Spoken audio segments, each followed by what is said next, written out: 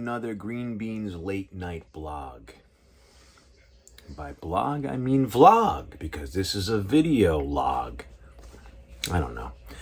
So how's everybody doing? It's late over here. I actually went over to medieval times tonight. I'm all medievaled up. I want to stab somebody with a sword or swing a mace around or drink out of a pewter cup.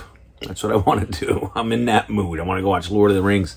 Anyway, let's talk about a few little tidbits that are floating around right now. First, we'll get into this talk. There are rumors that the Jets' main free agent targets are going to be Will Fuller and Juju Smith-Schuster. I want to make a comment, if I may, on a larger scale before we get into all the details here. First, I want to let you know something. Nobody knows anything about the Jets. I'm not sure if you've picked that up in the last almost 2 years now. Nobody knows anything, okay?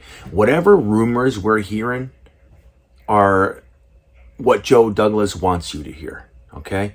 Whatever's being leaked is what Joe Douglas wants to be leaked. There's no question in my mind that that's what's going on right now. Now, I don't know what the purpose is for them, to leak anything, any specific thing one way or the other. But if you look at the Jamal Adams trade, there were leaks that Seattle might be interested. There were leaks, this, that, and the other thing. Nothing came out of the Jets camp. And you want to know why that is? Because he doesn't have a bunch of jerk-offs in there looking for the spotlight. He's got Phil Savage. Phil Savage is already Phil Savage. He doesn't need any additional spotlight. Rex Hogan's not shooting for the starlight. Chad Alexander, these are trusted guys. They're not telling anybody anything, okay? You had Adam Gase for a while. Nobody even asked Adam Gase anything because he never answered anything. Adam Gase will lie directly to your face. Adam, we saw you speaking into the... Dowell Logans was over there when the play was being called. He was talking to another player on the sideline about his helmet. You were talking into the microphone calling a play. I didn't call the play. Like, that's how Adam Gase is. I don't care what you saw. Like, he's that guy. I don't care, So he's not saying anything. But so it's not like the Mike Pettin, Rex Ryan, which, by the way, I don't know if anybody knows this, but by now we all kind of have come to the conclusion that Manish's inside guy was Rex. Right? It was the Rex Ryan inside scoop. Rex couldn't shut the fuck up. Okay, so that's what that was. But anyway, so anything we're seeing or hearing out of Joe Douglas's camp is what Joe Douglas wants you to hear. There is purpose there. So again, I'm not trying to say I know what the purpose is. Maybe he does have interest and he doesn't care. And he just told somebody, yeah, I like that guy, whatever. But it doesn't mean anything. Will Fuller, Juju Smith-Schuster, maybe he's really going for Chris Godwin or Allen Robinson, and he wants you to think something else. I don't know. But that's one thing, and I want to make sure that we look at that. This whole offseason, everything that we ever hear out of the Jets is because Joe Douglas has a purpose behind it, and he wants you to hear it. He wants something to happen.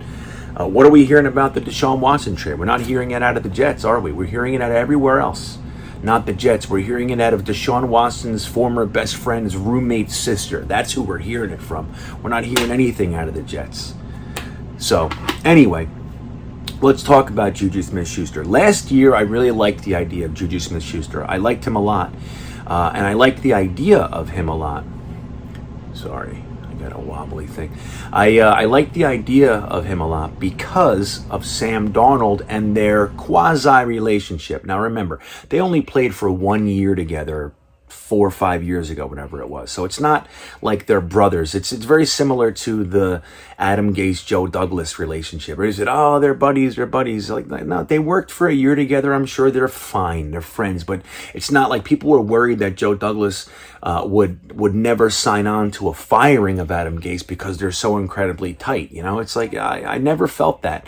And clearly we saw that Adam Gase was fired. So I don't know how the Juju Smith-Schuster Sam Darnold relationship is. It's probably fine, but I don't see it as like some best friend kind of thing. But I did think if Juju Smith-Schuster wanted to come back and reignite that relationship that was very successful for both of them, that's all great. But here's the thing about Juju Smith-Schuster. Number one, he had a good year, man. I think he had where is it? He had 97 catches for 831 yards, 9 touchdowns, okay? His long was 31 yards. So that's a very good year. 97 catches is quite a something. 831's a little light for 97 catches in my opinion, but that is what it is.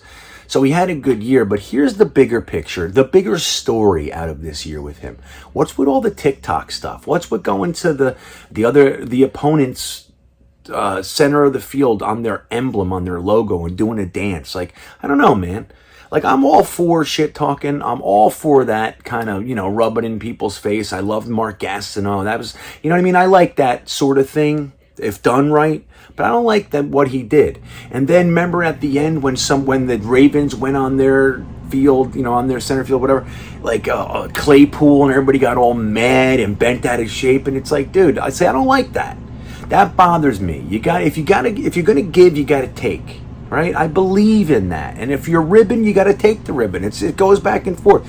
If you're going to do that, which I didn't even like that you were doing it in the first place, when it's done back, you better eat it, man. You don't complain about it. Okay? And I don't like that. So therefore, I'm not really into Juju Smith-Schuster. And I don't know why Joe Douglas would be. Not saying he's a punk or a bad player, but I'm just saying he's got the makings of a diva kind of thing, and I just don't see that mixing with what we're trying to do here. I don't like it. Now, Will Fuller, on the other hand, plays for the Texans, if I remember correctly, right? Let me see. Yeah. Texans. So he came into the league 2016. The problem with Will Fuller is he never finishes the season. Like he never plays the whole season. He's never done it once. The problem with Will Fuller is he's been both suspended and injured. So coming off of Perryman, like when you let a guy like Robbie Anderson go, who's not a perfect receiver, okay? We all know that.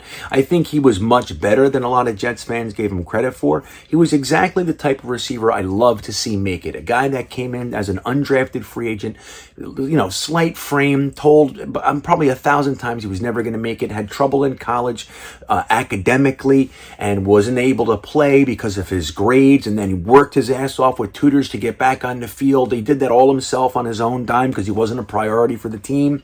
All that sort of stuff, worked himself back up, was an undrafted free agent, so that means no team drafted him, gave him a shot, and he busted his ass to get better every single year. Overcame that problem attitude thing, that South Florida man kind of tough guy thing, had an issue with it, never happened again. I like receivers like that, but most importantly, Robbie Anderson was generally on the field. He did have a couple injuries throughout his career, but only a game or two. He finishes the season. He plays 15, 16 games. We let him go. We replaced him with Brashad Perryman. We all know the results. The guy played half the year, okay? And that's not going to cut it. That's not going to cut it, especially when you have a new quarterback, new O-line. You're trying to develop chemistry, new coach. You're trying to get the team on the field so you can develop the scheme and build chemistry and mojo. You want to build the mojo. You're not going to do that with a guy who's never there. So again, I don't know why Will Fuller would be the main target, because he's never finished a season. Never. He's never played 16 games. He came in the league 2016. That's 5 years, right? 1, 2, 3, 4, 5. That's 5 years. Going into his 6th year, are we to believe that all of a sudden he's going to magically be super crazy healthy on a team that for the last 2 years has been decimated with injuries, especially at the wide receiver position? I don't think we want to drag in another guy who's injury prone and then also has been suspended on top of it. It's just, we already have that guy in Chris Herndon. We're giving him his last shot. So again, just want to say I'm not enthralled with either one. I think they're both very talented players. In fact, I love Will Fuller's game. I do. But like I said, I don't want to buy into anybody that's coming here with the big old bag of shit that says I don't finish seasons. It's going into year 6, not year 2, not year 3, man. Will Fuller is going into his 6th year, and he's got the injury thing, all right? Or whatever else. Whatever the reason, he doesn't finish the season. So I don't love that. Now let's get into the best news of the day. Leon Washington is back. Now, isn't that great news, man? Isn't that great news? Who didn't love Leon Washington? I'll tell you, the way that he went out in his Jets career was painful for me. Number one, he was just a great change of pace back for us. He always gave you what 100%, and he was very effective in the running game, in the passing game, and obviously his special teams prowess was one of the best we've ever had. Okay, he was good, man. And the way that he went out on that injury in 2009, when he tore his leg, and it was really a bad injury, and then he ended up going on the stage with Mayor Bloomberg when they did the whole Revis Island sign and all that stuff, and he still was a good team guy, and then they just cut him. Remember, his wife actually put out somebody interviewed her, and she said, "I can't wait to get the hell out of this crazy place. Like, this place is shit." And she was talking about the Jets organization when, I don't know, I think we traded him actually to Seattle. I think that's what happened, for like a 5th or 6th round pick or something like that. And Seattle, on the other end, there was a video of Pete Carroll smacking the ass of his GM because they were able to get Leon Washington for such a cheap price. Okay, that's how happy they were. Over here, we were letting him go because he got injured, and I hated it. I hated the way he went out. And then he was in Seattle, and he was a success. He ran more kickoffs back for touchdowns. He's a great guy. But here's why I really like him. I'm going to show you guys a play right now, and I'm going to narrate it for you. This is the 2009 Jets. Okay, this is the Rex Ryan's rookie year. Rex Ryan's coming in. He's instilling a whole new energy, a whole new attitude on the New York Jets. The New York Jets are now becoming known as a hard-hitting, no-nonsense team. They'll shit-talk in your ear and then lay you out. That's what they're morphing into here. Now, Mark Sanchez goes back to pass behind the NFL's best offensive line, Alan Faneca, playing left guard, who was just recently inducted into the Hall of Fame. You'll see Mark Sanchez go back to pass. Who does he throw it to? Brad Smith. Brad Smith loses the first guy, gets the first, and then he gets tackled there. But something happened right there. Leon Washington was on the field. And this is it. This is everything to me. Everybody's showing all these highlights of Leon Washington running in for touchdowns or juking this guy or the kickoffs for touchdowns and all that. But this is the reason that I like Leon Washington on our special teams. And this was one of the reasons I like Leon Washington, period. Watch this. Let's watch it again real quick. Look at this. Here goes the pass. Brad Smith, look right here. Oh, look at Channing Crowder. Oh, watch, here it comes. Boom! Watch him roll over. Linebackers don't get hit like that. Let's watch it again. Let's back it up. I want to show you this thing. Look at Crowder's head right there. Look at his head. Like, that's Channing Crowder. This is the same guy that Rex Ryan said, I've walked over tougher guys on the way to a fight than Channing Crowder. You remember that? This is who they're talking about. And this is why Rex saying that, because look at Leon Washington. Leon Washington heeding the words of his coach and taking the opportunity to completely clean his clock. So look, there's Channing Crowder. He's going, boom. Look at his head. Leon Washington decleats him. Okay, because he's going in for the tackle. He just thinks he's a linebacker. I'm going to go tackle somebody. Little tiny Leon Washington runs over, hits him, decleats him, knocks him into the air. Look at him roll over. Oh, he's on his head. He's on his head. He rolled over completely. The momentum of his hit rolled Channing Crowder over on the field. Now, let me tell you something. Do you think that Channing Crowder was looking around for Jets players after that hit? You bet your ass he was. Now, what I want to see Leon Washington teaching our guys, because it's not just the special teams guys, it's not just the run back, it's everybody doing their job when it's not their time to shine. Skill position guys have issue with that. It's why I love my wide receivers who block. It's one of the main assets that I like in my wide receiver. It's one of those things that I look for. Do they block downfield, or are they this dynamic guy with great hands, and when it's not going to him, he takes the play off. He just kind of jogs. I hate those fucking guys. I like guys who, when it's not their play, Anquan Bolin, he's out there laying people out. He's running after the running back. He's hitting everybody he can. That's the guy I like. Denzel Mims does that, and that's why I like him so much. Okay?